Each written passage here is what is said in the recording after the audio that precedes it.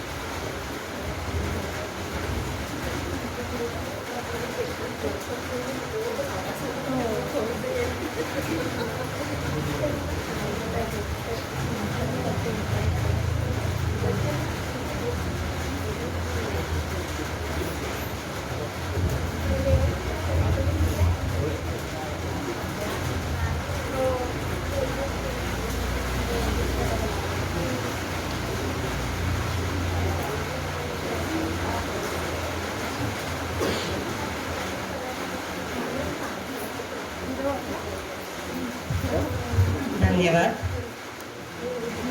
दुर्गेचे तिसरे रूप म्हणजे चंद्रघंटा. तिसऱ्या दिवशी या देवीची पूजा केली जाते. या रूपामध्ये देवीला चंद्राच्या आकाराचे युक्त दागिने परिधान केले जातात. जसा चंद्राचा संबंध मानवी मनाशी आहे तसा घंटेचा ध्वनी मनाला त्वरित वर्तमानात घेऊन येतो. एकदा देव आणि दानवांचं घनघोर युद्ध होतं. त्यात दानव विजयी होतात आणि सगळीकडे हाहाकार माजवतात. निराश झालेले सगळे देव ब्रह्मदेवाकडे मदतीसाठी याचना करतात.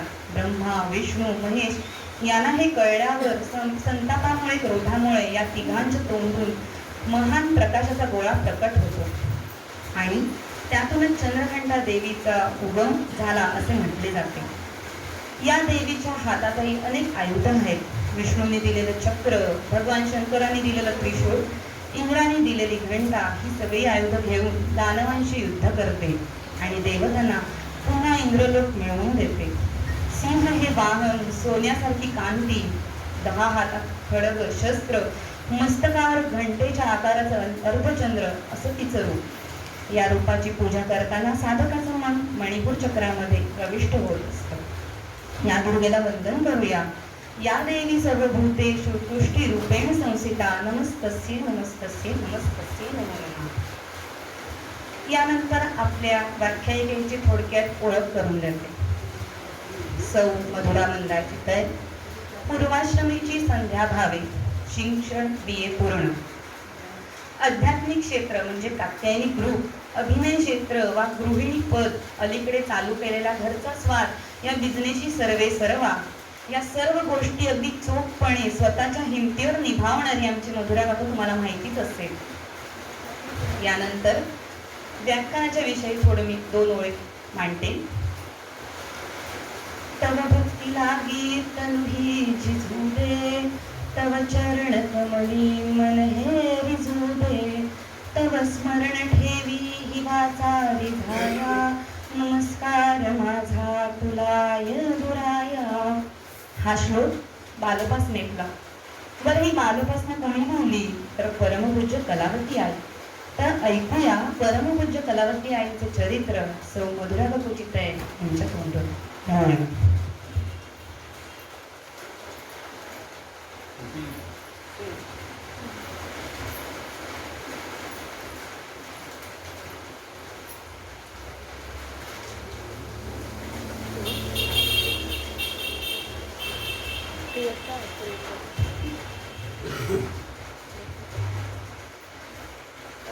अजून पण नाही होते.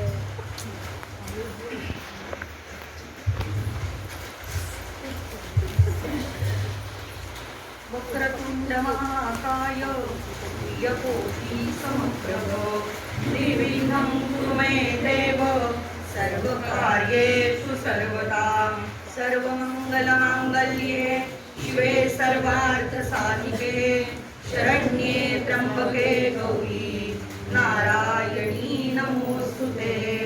नमो देव्यै महादेव्यै शिवायै सततं नमः. नमः प्रकृत्यै भद्रायै नियता प्रणतास्मताम्. गुरुब्रह्मा गुरुर्विष्णु गुरुर्देवो महेश्वरः गुरुर्साक्षात् परब्रह्म तस्मै श्री गुरवे नमः. समचरण सरोजं सान्द्रनीलाम्बुदाभं जगन्मीतपाणिं मण्डनं मण्डनानां तरुणतुलसीमाला कन्दरं कञ्जनेत्रं सदयधवलभासं विठ्ठलं चिन्तयामि. रुक्मिणी पांडुरंग की जय. जी सतत देव काजी देह झिजवीत आहे. जिची निशिदिनी हरिस्मरणी रंगली वाणी पाहे. जी अनुदिनी सत्कर्मचरणी रत आहे. अशा पवित्र माऊली पद्मी शीर नमवीत आहे. परमपूज्य कलावती माता की जय. सद्गुरुनाथ महाराज की जय. आर्य सनातन वैदिक हिंदू धर्म की जय. भारत माता की जय. सर्व संतन की जय. जय जय रघुवीर समर्थ मंगलमूर्ती मोरया. श्रोते हो, माझा तुम्हाला नमस्कार. दरवर्षी आपण नवरात्रात श्री धनंजयजी चितळे यांची सुश्राव्य प्रवचन ऐकतो. पण यावर्षी थोडासा काही बदल करून आपले कृष्णेश्वर देवस्थानचे अध्यक्ष श्री सुमेधदादा करमरकर यांच्या संकल्पनेतून मला इथे आपले विचार मांडण्याची संधी मिळाली. त्याबद्दल मी कृष्णेश्वर देवस्थानचे आणि अध्यक्ष आणि कमिटीचे आभार मानते. आजचा माझा विषय आहे परमपूज्य कलावती आई. बोले तैसा चाले या संतांच्या उक्तीप्रमाणे जगात वावरणारी व्यक्ती म्हणजे संतच होत.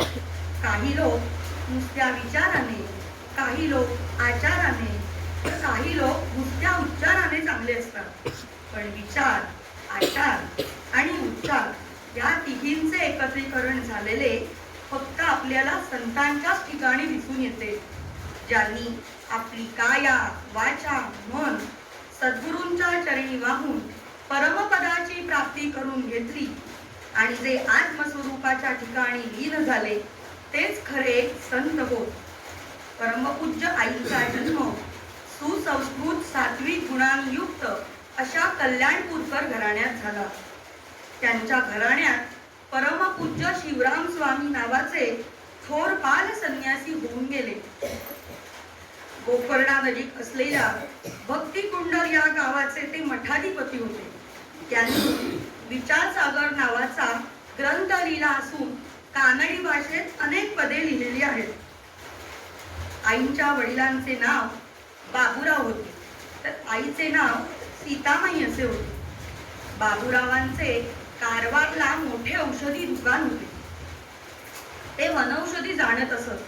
होमिओपॅथी आणि 12 अक्षर औषधांचाही त्यांना चांगलीच माहिती होती. बाबूरावांचे सीतामाईंशी लग्न झाले. त्याही सत्यनिष्ठ, कर्तव्यनिष्ठ, पतिनिष्ठ आणि प्रत्येक त्यांच्या कामात त्यांना मदत करणाऱ्या अशा तत्पर होत्या. त्यावेळी गोकर्णाला सरकारी दवाखान्याची सोय नव्हती. खाजगी डॉक्टर, वैद्य तर तिथे नव्हतेच. त्याच्यासाठी रुग्णांना खूप लांबवर जावे लागे. म्हणून बाबूरावांनी सेवा म्हणून गोरगरिबांना मोफत औषधोपचार मिळावेत यासाठी सोय केली आणि या कार्यात ते सहभागी झाले. आणि त्यांना मदत करण्यासाठी सीतामाई आनंदाने त्यामध्ये सहभागी होत्या. रोग्याची नाडी त्यांना पाहावी लागतच नसे. रोग्याचा चेहरा पाहताच त्यांना त्याची परीक्षा लागत असे. एकदा काय झालं, गोकर्णात घटसर्पाची खूपच साथ पसरली आणि त्यावर रामबाण औषध फक्त वेळ बाबूरावच जाणत होते. खेडोपाड्यातील लोक रुग्णांना डोलीतून घेऊन त्यांच्या गावाला आणत असत आणि बाबूरावांच्या ताब्यात त्यांना देत असत. बाबूराव स्वतः त्याच्यावर औषध तयार करून ते रोग्यांच्या गळ्यातील गाठींना फोडून फोडून चोळून लावत असत. सीतामाई रोग्यांचा गळा शेकण्यास काढा, औषध, त्यांच्या आहारासाठी स्वतः भरडलेल्या गव्हाच्या रव्याची गंजी करून देत असत. बाबूरावांना वेड्यांनाही शहाणे करण्याची त्यांच्याकडे कला होती हो. त्यांना संगीताची अभिरुची होती. त्यांच्या घरी रोज भजनाचा परिपाठ होता. लग्नानंतर 8 वर्ष त्यांना संतती नसल्यामुळे इसवी सन 1908 मधील श्रावण मासात सुपुत्र प्राप्तीच्या उद्देशाने बाबूरावांनी सहस्रलिंगार्चनास प्रारंभ केला आणि त्याची समाप्ती दुर्गाष्टमीच्या दिवशी झाली. आणि बाबूरावांना दृष्टांत झाला की मी तुझ्या वंशात जन्म घेणार आहे, आणि याची त्यांना लवकरच पुढे प्रचिती आली. पोटी येणाऱ्या अंशाने गरोदरपणातच डोहाळ्याच्या रूपात आपले वैशिष्ट्य दाखवण्यास सुरुवात केली. त्यांना नामस्मरण, कथा कीर्तन ऐकणं, त्यानंतर संतांची विविध वाचणे असा त्यांना छंद लागला. त्यांच्या मुखावर गर्भाचे तेज दिसू लागले. त्या सासूबाईंबरोबर रोज देवळात जाऊन कीर्तन प्रवचन नित्य नियमाने ऐकू लागल्या.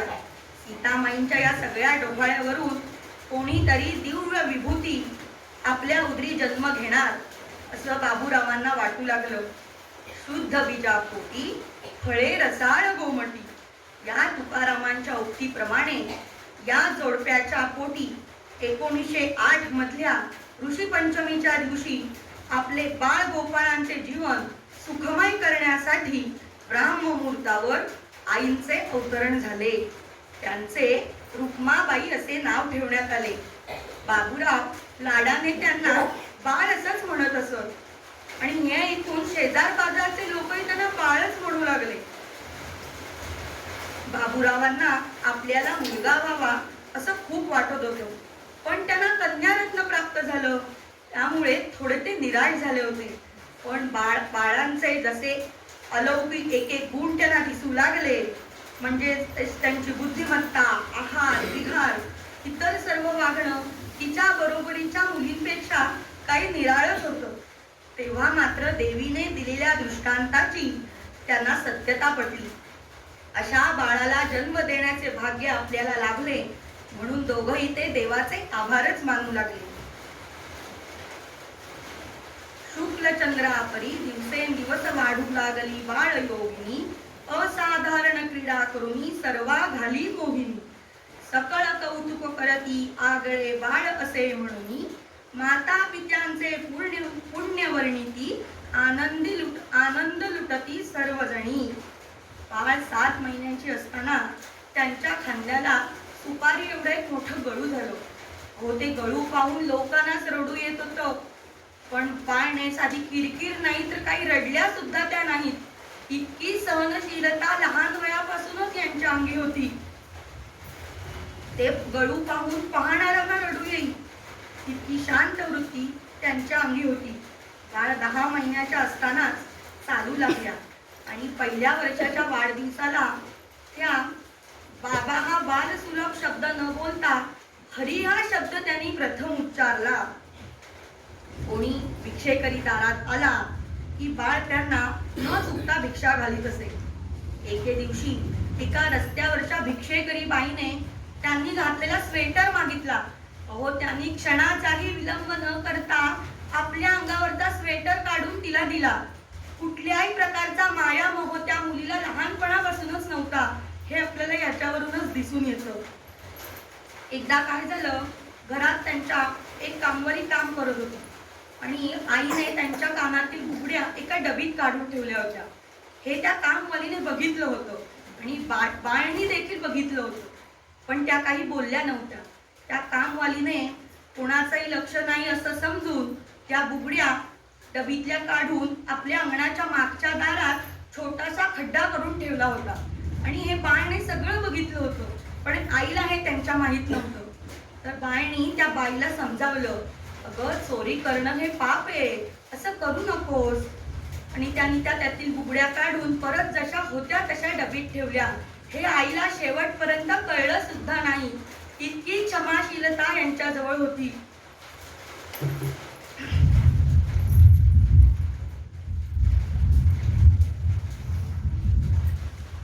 एक दिवस बाबूराव पावा वाजवू लागले आणि बाळ कमरेवर हात घेऊन हळूहळू पावले वाजवीत बाहेर आल्या आणि हात जोडून अनेक प्रकारे डोलू लागल्या.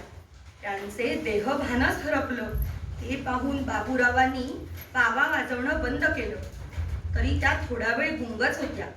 जेव्हा त्या भानावर आल्या तेव्हा बाळ, अगं इतका वेळ तू कसला नाच करत होतीस असे विचारले तेव्हा त्या म्हणाल्या, अहो अण्णा, नागिणीचा नाच करत होते मी. म्हणजे कृष्ण कालियावर नाचत असतो ना, त्याची बायको त्याला मारू नको असे म्हणून विनंती करते असा त्याचा अर्थ आहे.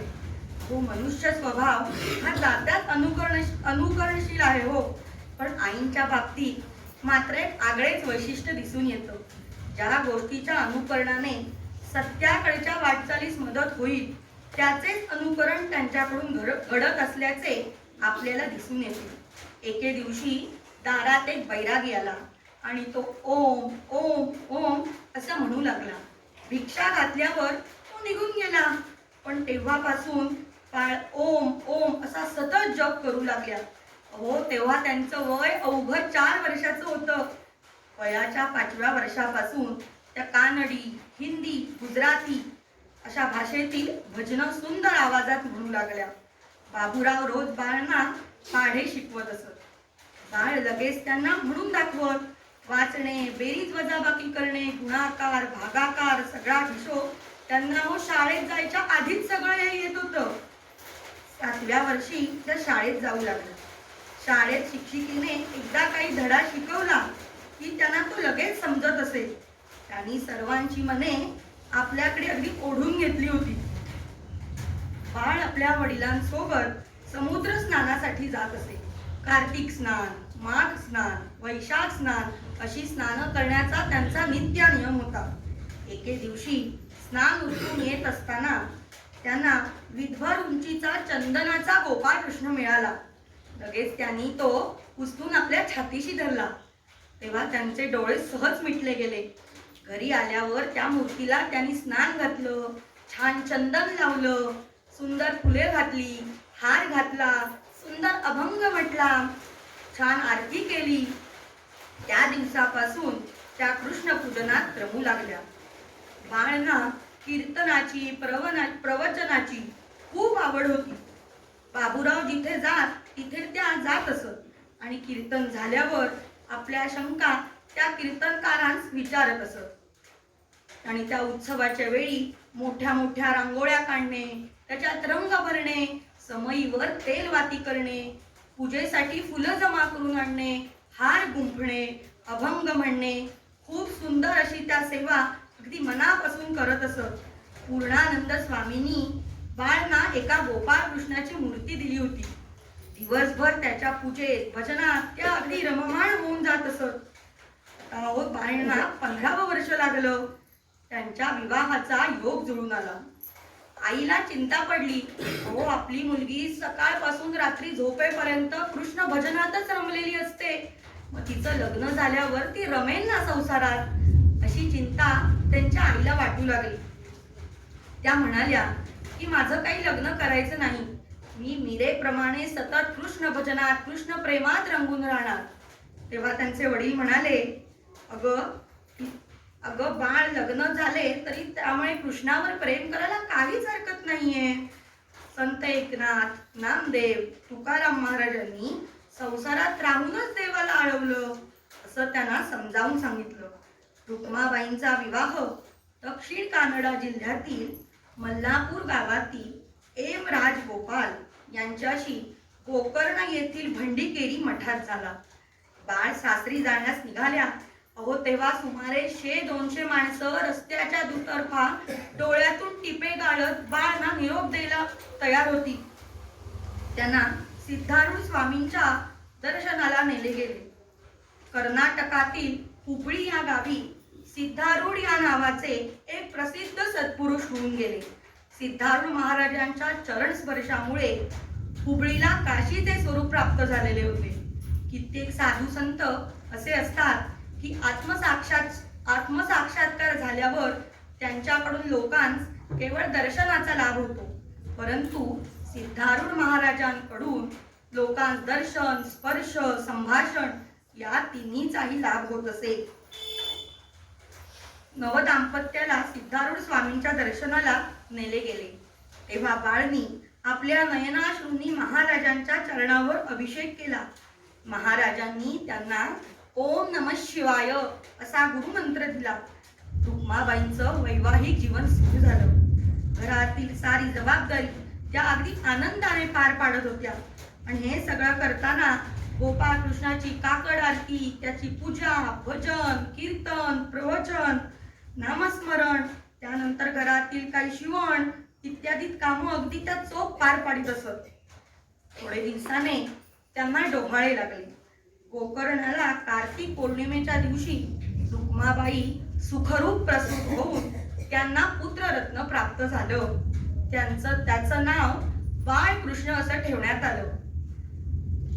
त्यांचे पती राजगोपाल हे त्यांच्या सेवेत अगदी तत्पर आणि चोख असत. चोरी, दरोडे वगैरे पकडण्यात ते अगदी नावाजलेले होते.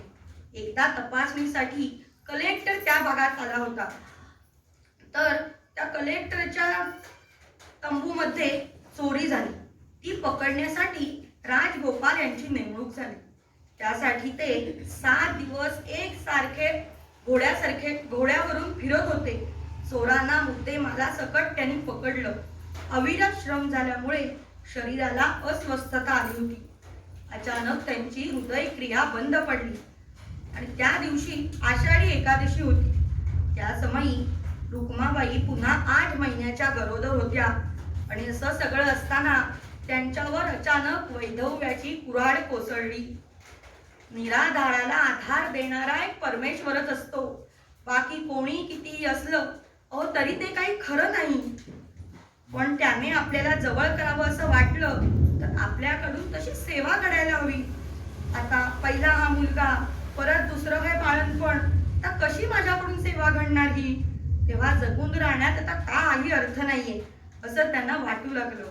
असा सगळा विचार करून त्यांनी जवळच असलेल्या एका विहिरीत आत्महत्या करण्याचा विचार केला. त्या समयी तेथे एक जटाधारी साधू आले आणि ते म्हणाले, माई थांब थांब, तू आत्महत्या करण्याकरता जाऊ नकोस. अगं, तू आत्महत्या करण्याकरता जन्माला आलेली नाहीयेस. जीव देणाऱ्यांना वाचवण्यासाठी तुझा जन्म आहे. तुझ्या हातून जगदोद्धाराचे थोर कार्य व्हायचंय. तुझ्या दुःखाचा प्रलय होण्याची वेळ आता अगदी जवळ येऊन ठेपली आहे बघ. तू अजिबात काळजी करू नकोस. लवकर हुबळीला जा. सिद्धारूढ महाराजांच्या कृपेने तू तिथे सुखरूप होशील. इतकं बोलून ते अदृश्य झाले. त्या समयी सद्गुरू सिद्धारूढ स्वामींनीच आपल्याला दर्शन दिलं असं त्यांना नक्की मनोमन खात्री पडली आणि त्यांचं मन गहिवरून आलं. हृदय समाधानाने भरून गेलं. रुक्माबाईंच्या धीराने रुक्माबाईंचे पती निधन पावल्यावर घरात जी काही महत्वाची कागदपत्र, सोनं नाणं, पैसा अडका, भांडी कुंडी, मौल्यवान वस्तू जे काही होतं ते सगळं गडप केलं आणि जे काही थोडंफार घरात शिल्लक होतं ते रुक्माबाईंनी तिथल्या शिपायांना, त्यांच्या बायकांना, लहान मुलांना सगळं वाटून टाकलं. कशाचाही मोह त्यांनी ठेवला नाही. रुक्माबाई बाळकृष्णाला घेऊन आपल्या वडिलांबरोबर घरी गेल्या आणि 1.25 महिन्यानंतर त्यांचं बाळंतपण झालं. रुक्माबाईंना दुसरा मुलगा झाला. सतत त्या हरिस्मरणात मग्न होऊन सदैव ध्यानस्थ असायच्या. हे पाहून त्यांच्या आईला धस्स व्हायचं. हे कसं काय आता पुढे आपल्या मुलीचं होणार ह्याची त्यांना खूप काळजी लागलेली होती. मुलाला 2 महिने झाल्यावर यापुढे आपण इथे राहूच नाहीये, सिद्धाश्रमात जाऊन सिद्धारूढ स्वामींची सेवा करावी असंच त्यांना सारखं वाटू लागलं. माझ्यावर सत्वर गुरूंची कृपा होवो, असा आनंदाने मला आशीर्वाद द्या असं त्या आई वडिलांना म्हणाल्या. तेव्हा बाबूरावांची स्थिती अगदी दशरथ राजाप्रमाणे झाली आणि अचानक तेथे पूर्णानंद स्वामींचे येणे झाले. ते म्हणाले, अहो बाबूराव, तुम्ही किती मोठे भाग्यवान आहात. 9 वर्षाच्या मागे मी तुम्हाला बाळविषयी भविष्य सांगितले होते. हे तुम्ही विसरलात? ही तुमची मुलगी खास जगाच्या उद्धारासाठी आलेली आहे. तेव्हा तिची वाट न अडवता तिला सिद्धाश्रमात जाऊन राहण्यास तुम्ही अगदी खुशीने संमती द्या. हे ऐकताच बाबूरावांचे एक समाधान झाले. पण त्याचबरोबर ते हेही म्हणाले की आत्ताच याचा काही विचार करायला नको, जरा थोडे दिवस जाऊ दे. पुढे थोड्याच दिवसात बाबूराव स्वर्गवासी झाले. रुक्माबाईंना रात्री थोडी सुद्धा झोप लागत नसे. जरासा डोळा लागला की उठ, कधी येतेस हुबळीला? आश्रमात येतेस ना सेवा करायला? असं त्यांना सतत कोणतरी विचारतंय असं त्यांना वाटू लागलं. एका रात्री तर उशक काळी उठून हुबळीला जा असा त्यांना दृष्टांत झाला. त्याप्रमाणे दुसरे दिवशी पहाटे उठून सगळेजण झोपलेली असताना रुक्माबाई हुबळीला जाण्यासाठी एका वस्त्रानिशी बाहेर पडल्या. यावेळी गुरुप्रसाद मिळवण्यासाठी त्यांनी फक्त गृहत्यागच केला नाही, तर आपल्या अल्पवयीन अशा 2 सुंदर अर्भकांचा मायामोहही त्यांनी झुगारून दिला. त्या जेव्हा मठात गेल्या तेव्हा सिद्धारूढ महाराजांनी त्यांचं खूप स्वागत आणि कौतुक केलं. आलीस? अगं तुझीच मी वाट बघत होतो, असे उद्गार त्यांनी काढले. रुक्माबाई तेथे आनंदाने सगळ्या प्रकारची कामं करीत असत. सेवा हाच त्यांचा ध्यास होता. रुक्माबाई येथे मठात आल्याची बातमी त्यांच्या मामांना, मावशीला, आईला लागली आणि ते सर्वजण त्या दोन्ही बाळांना घेऊन रुक्माबाईंना भेटण्यास त्या मठात आले. रुक्माबाईंना ह्याचा आनंद नाहीच झाला, तर त्यांना यांची अडचणच तिथे वाटू लागली की आता माझ्या हातून हे सगळे आल्यावर महाराजांची सेवा कशी घडणार, सद्गुरु कृपा माझ्यावर कशी होणार, असं सारखं त्यांना वाटू लागलं. त्या मामानी सुद्धा त्यांची खूप विनवणी केली. अगर रुक्मा, घरी चल, या त्या मुलांकडे तरी बघ. पण त्या काही डगमगल्या नाहीत. मागे तर मुळीच ते आलेल्या नाहीत, त्या तिथेच राहिल्या. रुक्माबाईंच्या अंगावर जरी काही उंची वस्त्रे आणि दागदागिने नव्हते, तरी त्यांची सतेज गौरवर्ण काया, नेहमी प्रसन्न असणारी हास्यमुद्रा, पांढरा पोशाख, कपाळाला भस्म आणि हातात स्मरणी, चेहऱ्यावरचं तेज, तीव्र वैराग्य वृत्ती आणि अवघे 19वे वय, हे सर्व पाहिल्यावर कोणाच्याही मनात त्यांच्याविषयी पूज्यभाव आल्याशिवाय राहणारच नाही. त्यांच्या जिभेवर सतत ओम नमः शिवाय हा मंत्र सतत घोळत असायचा. कामाव्यतिरिक्त त्यांच्या हातात जपमाळ असावयाची. झोपण्यासाठी अंथरायला एक पोतं आणि डोक्याखाली वीट असं त्या घेत असत. आहाराकडे त्यांचं काय मुळी लक्षच नव्हतं. कोणी एखादं फळ, खजुराच्या 2 बिया असं काही कोणी आणून दिलं तेवढ्यावरच त्या रात्र काढायच्या. 8-8 दिवस त्या तळ्याच्या पाण्यावरच नुसत्या पाणी पिऊन राहायच्या. किती मोठी शक्ती असेल यांच्या अंगी. त्या म्हणायच्या, भोजन रूपी प्रसाद घेण्याची मला एकदा सवय लागली की दुसऱ्या दिवशी कधी मला प्रसाद मिळेल या चिंतेने माझं मन त्याच्यातच रमून जाईल आणि सद्गुरु सेवा करायचीच राहील, असं त्या म्हणत असत. माझ्या खाण्यापिण्याच्या सर्व इच्छा मागच्या जन्मीच पूर्ण झाल्या असं त्या लोकांना सांगत असत. आश्रमातील कुठल्याही प्रतीचं काम असू देत, त्या तत्परतेने आणि अगदी आनंदाने करीत असत. रुक्माबाई भजन म्हणू लागल्या की अंतःकरणाला पीळ पडतो असं स्वामी म्हणत असत. दुसऱ्याने भजन म्हटलं की असं होत नाही, असं का बरं होतं म्हणून तेथील लोक रुक्माबाईंचा अधिकाधिक तिरस्कार करीत. परंतु रुक्माबाईंनी कधीही त्यांचा राग, द्वेष, मत्सर केला नाही. सिद्धारूढ स्वामींची एका घरी एकदा पाद्यपूजा होती. रुक्माबाई आणि अनेक भक्त मंडळी तिथे जमली होती. महाराज रुक्माबाईंना म्हणाले, रुक्मे, आजपासून मी तुझं नाव कलावती देवी असं ठेवलंय. असं म्हणून स्वतःला एका भक्ताने दिलेली शाल त्यांनी स्वतःच्या हाताने रुक्माबाईंच्या अंगावर घातली आणि थोडंसं आता निरूपण कर बघू असं म्हणाले. तब्बल 2.5 तास रुक्माबाईंनी निरूपण केलं. सगळे श्रोते मंत्रमुग्ध होऊन गेले. महाराजांची आज्ञा ज्या ज्या वेळेला त्यांना होत असे त्या त्यावेळी आई मठात कीर्तन करत असत. गुरुसेवा करता करता दिवसेंदिवस देवींची तहान, भूक, झोप इत्यादी देह धर्म सुटत गेले. गुरुरायांच्या कृपेसाठी त्यांचा जीव तळमळत होता. सतत त्या महाराजांना प्रार्थना करत होत्या. महाराज तेथे आले आणि त्यांनी ब्रह्मानंदम हा श्लोक म्हणून देवींच्या मस्तकावर वरद हस्त ठेवला आणि त्यांना प्रमाण खूण सांगितली. देवींच्या ठिकाणची ज्ञानज्योत प्रज्वलित झाली. आपला नवीन जन्म झालाय. सगळीकडे अगदी आनंदी आनंदच आहे. दुसरे काही नाही असे त्यांना वाटू लागलं. अहो, ज्याचा कधी वीट येत नाही असा जो ब्रह्मानंद गुरुकृपेने त्यांना लाभला, देवींना कृतार्थ खूप वाटू लागलं.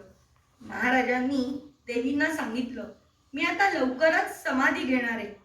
तोवर तू आता इकडे राहा. 6 महिने एकांतात राहून साधना अभ्यास कर. 12 वर्षेपर्यंत हरिनाम व विश्व प्रेम प्रसारार्थ गावोगावी प्रयाण कर. त्यानंतर महाराजांनी समाधी घेतली. माताजी त्याच गावात एका जैनाच्या वाड्यात एका खोलीत राहत असत. ती लाकडं ठेवायची खोली होती. तिला साधी खिडकी सुद्धा नव्हती. पत्र्याला जी काही 10-12 भोकं होती तेवढाच उजेड येत असे. ऊन, पाऊस, थंडी याचा काहीही त्रास त्यांना झाला नाही. 6 महिने त्या तिथेच राहिल्या, पण कुणालाही त्याचा मागमुसही सुद्धा लागला नाही. पुढे महाशिवरात्रीच्या उत्सवाला त्यांचं पुन्हा मठात येणं झालं. उत्सवाला आलेल्या गिरिजाबाईंनी आपल्याबरोबर बेंगळूरला चला असा अतिशय आग्रह केला. त्या त्यांच्याबरोबर तिथे गेल्या. हीच त्यांची हरिनाम प्रसारार्थ व्हावयाच्या प्रवासाची सुरुवात होती. तेथे त्यांची खूप सुंदर कीर्तनं झाली, प्रवचनं झाली. अनेकांनी त्यांची वाहवा केली. तेथे अधिकाधिक कीर्तनं झाली. प्रचंड जनसमुदाय जमलेला असायचा. अनेकांना देवी समस्यांवर उपाय सांगायच्या आणि त्याचा त्यांना गुणही येत असे. पुढे अनगोळ माळावरील जागेत एक आश्रम बांधून त्या ठिकाणी बाळ गोपाळ व माय बहिणींना भजनाचा पाठ देण्यात या पुढील आपलं आयुष्य घालवावं असं माताजींनी ठरवलं. स्वामींच्या कृपेने मठाचे बांधकाम पूर्ण झाले. हरी मंदिरम असे नाव त्याचे ठेवण्यात आले. हे बेळगाव रेल्वे स्टेशन पासून 2 मैलांच्या अंतरावर अनगोळ रस्त्यापासून एका फरलांगावर रहदारीच्या वाटेवर आहे. माताजींनी जी काही 12 वर्ष कीर्तन सेवा केली त्यातील गोष्टी, अभंग, पदे, संतांचे चरित्र, दोहे असं एकत्र करून त्याचे परमार्थ मार्ग प्रदीप या नावाचे पुस्तक छापलं आणि बाळ गोपाळ व माय बहिणींना त्या पुस्तकात आखल्याप्रमाणे भजनाचा पाठ देण्याचे काम त्यांनी हाती घेतलं. माताजी लोकांना मोफत औषधही देत असत. भजनाला जास्तीत जास्त मुलं, जास्तीत जास्त बायका याव्यात यासाठी त्या स्वतः पक्वान्न करून प्रसाद म्हणून त्या लोकांना देत असत. माताजींनी युक्ती प्रयुक्तीने लोकांची मने देवाकडे वळवून त्यांच्यात वैचारिक व मानसिक जागृती घडवून आणली. हरी मंदिरात अखंड नाम सप्ताह त्यांनी सुरू केला. आईंचे कार्य कसे काय चालू आहे हे पाहण्यासाठी एकदा सिद्धारूढ स्वामी एका आजोबांच्या वेशात मठात आले. त्यांनी फक्त तिथे पाणी प्याले आणि पाठ न दाखवता मंदिरातून बाहेर पडले. 10-12 पावले चालून गेल्यावर एकदम ते अदृश्य झाले. मुलांवर चांगले संस्कार व्हावेत, त्यांना देवाच्या प्रार्थनेची सवय लागावी याकरता त्यांनी बालोपासना नामक प्रार्थनेचे पुस्तक छापले आणि अनेक गावातून, शाळांतून ती मुलांना दिली व अनेक ठिकाणी आजही दर रविवारी ती मुलांकडून म्हणवली जाते. आई नेहमी म्हणत असत की माझ्याकडे कोणी कसलाही प्रश्न विचारला तरी मी त्यांना नामस्मरण हा एकच उपाय सांगते. व्यसन जसं पैसा व प्रकृतीची नासधूस करतात तसं हे व्यसन नव्हे ना. हे व्यसन ज्याला जडेल त्याचं दिवसेंदिवस दुःख कमी होत जाऊन तो सर्व प्रकारे सुखी होईल. माताजींची एकंदर जीवनगाथा आपण बघितली असता माताजी एक आदर्श कन्या, आदर्श पत्नी, आदर्श माता, आदर्श योगिनी, आदर्श भक्त आणि आदर्श गुरु, आदर्श जगन्मातेचे एक सजीव उदाहरणच ठरतात. पुण्यवान माता पित्यांच्या कुशीत जन्म घेऊन माताजींनी स्वतःबरोबर माता पित्यांचे नाव अजरामर केलेच, शिवाय त्यासाठी त्यांनी आणि ते अजरामर करण्यासाठी त्यांना जे लोखंडाचे चणे खावे लागले, जे कष्ट सहन करावे लागले, जो त्याग करावा लागला, तो मात्र पराकोटीचा होता. माताजी म्हणत असत, तुम्ही ज्या देवाची पूजा करता तो सद्गुणांनी भरलेला आहे. ते सद्गुण आपण आत्मसात केले पाहिजेत. हे लक्षात ठेवा.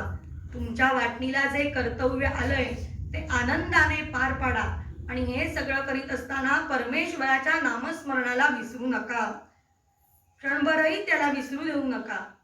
नाम हे भवरोगावरील रामबाण औषध आहे. असे जे प्रभूचे नाम जे जास्तीत जास्त वेळा घेईल तितके जपण्याचा तो नेम करा. रोग बरा होण्याकरता जसे पथ्य सांभाळावे लागते त्याप्रमाणे भवरोग निवारणार्थ ही पथ्ये सांभाळलीच पाहिजे. ती म्हणजे खोटं बोलायचं नाही, दुसऱ्याचे मन दुखवायचं नाही, कुणाचं वाईट झालेलं ऐकून आनंद मानायचा नाही, कुणाशी कपटाने वागायचे नाही.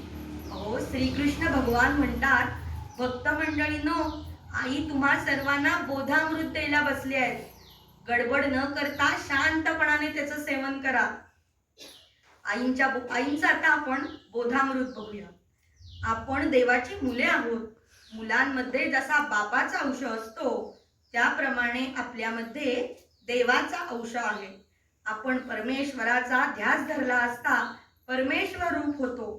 ज्याची परिस्थिती चांगली नाही त्याने मदतीसाठी भिकाऱ्याच्या दारी न जाता एखाद्या दानशूराकडे गेले असता जसा त्याचा कार्यभाग साध्य होतो त्याप्रमाणे आपणास सुखरूप होण्याची जर इच्छा आहे तर विषयांच्या पाठीमागे न लागता अंतःकरणपूर्वक परमेश्वराचीच करुणा भक्ती पाहिजे.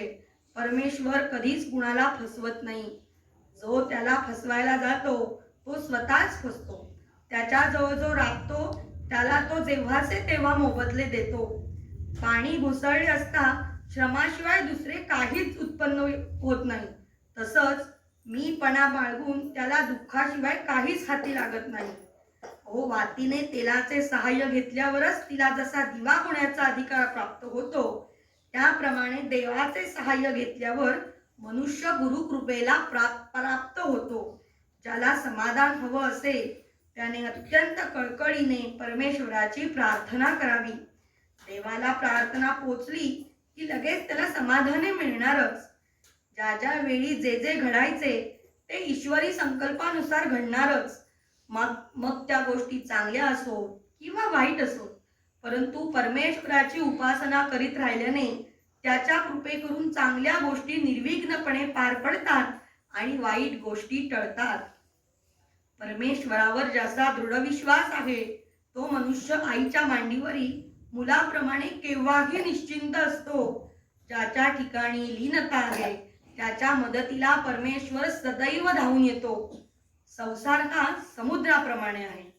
समुद्राला जशी भरती ओहोटी असते तद्वत संसारातही सारखी सुखदुःखेही असणारच.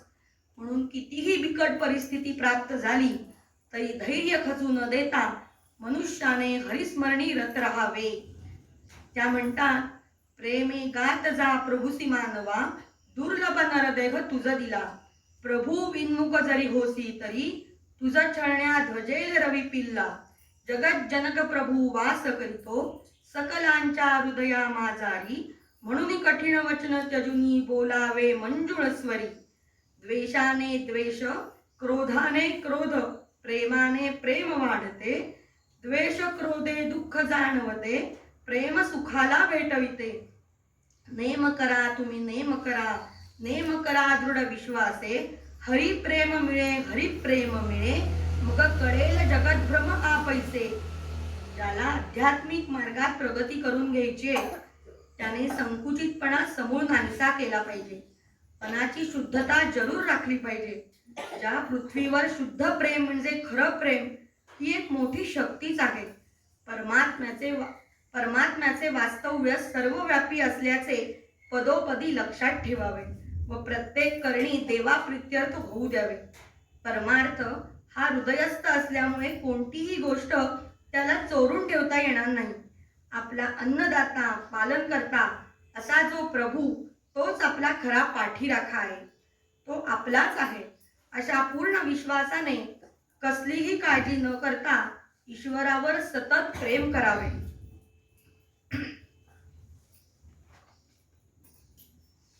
आईंनी एक प्रार्थना सांगितली आहे.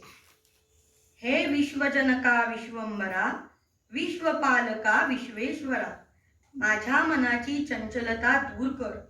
हे सर्वव्यापी, सर्वसाक्षी, सर्वोत्तमा, सर्वज्ञा, तुला ओळखण्याचे मला ज्ञान दे. हे प्रेमसागरा, प्रेमानंदा, प्रेममूर्ते, प्रेमरूपा, माझे दुर्गुण नाहीसे करून शुद्ध प्रेमाने हृदय भरू दे. हे ज्ञानेशा, ज्ञानमूर्ते, ज्ञानांजना, ज्ञानज्योती, तुझ्या चरणी माझी श्रद्धा भक्ती दृढ कर. हे मायातीता, हे मायबापा, माया चालका, माया मोह हरणास समदृष्टी आणि अढळ शांती मला दे. हे कमलनयना, कमलकाला, कमलनाथा, कमलाधीशा, माझ्या लोकांना सर्व स्थावर जंगमात तुझे दर्शन घडू दे. माझे कान तुझे कीर्तन श्रवण करू दे. हे पतित पावना परमेशा, परमानंदा, परमप्रिया, माझ्या हस्ताने तुझी पूजा घडू दे. तुझ्या भोवती माझे पाय प्रदक्षिणा घालू दे. हे गुरुनाथा, गुरुमूर्ते, गुरुराजा, गुरुदेवा, माझे मन निरंतर तुझे ध्यान करू दे. तुझ्या चरणकमली मला अखंड थारा दे.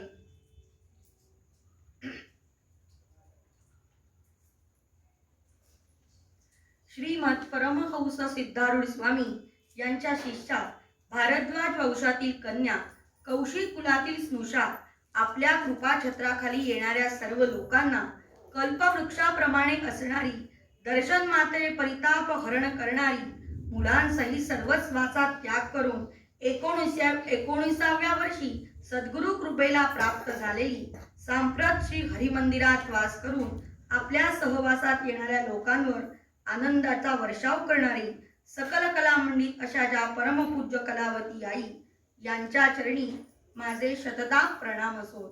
परमपूज्य कलावती माता की जय.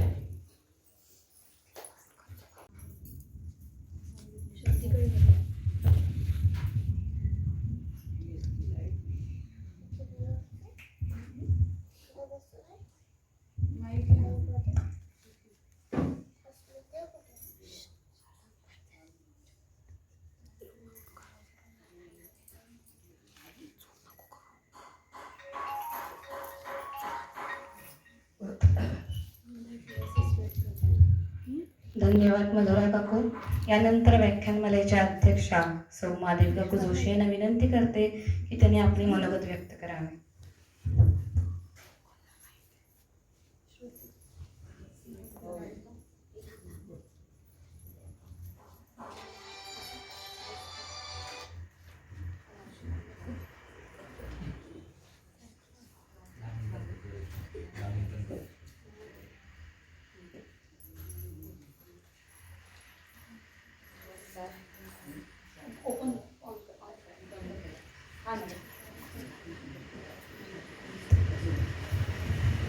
नमस्कार.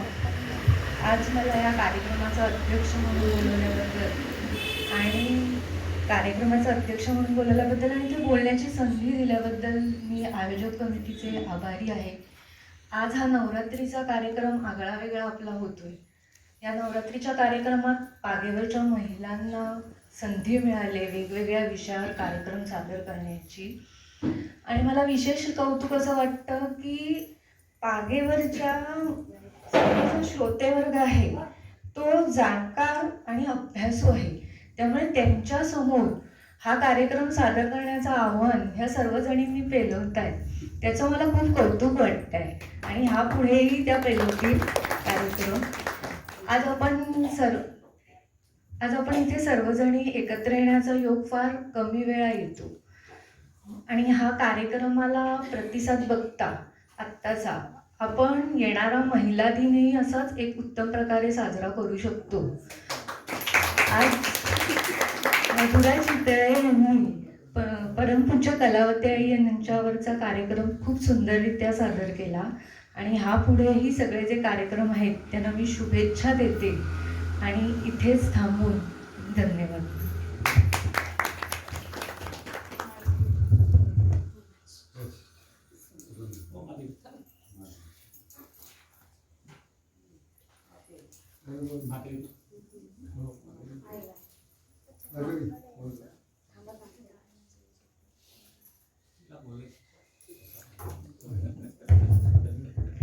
धन्यवाद अध्यक्षा.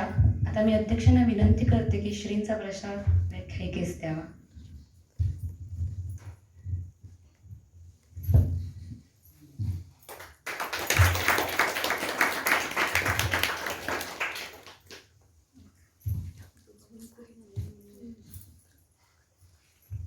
नमस्कार. उद्याच्या व्याख्यायिकेचं नाव आहे सौ अमृता ओंकार जोशी. विषय आहे तुक्याची आवली. यानंतर प्रसाद घेतल्याशिवाय कोणीही जागेवर न उठू नये ही विनंती. इथेच कार्यक्रम समाप्त झाला असं मी घोषित करते. धन्यवाद.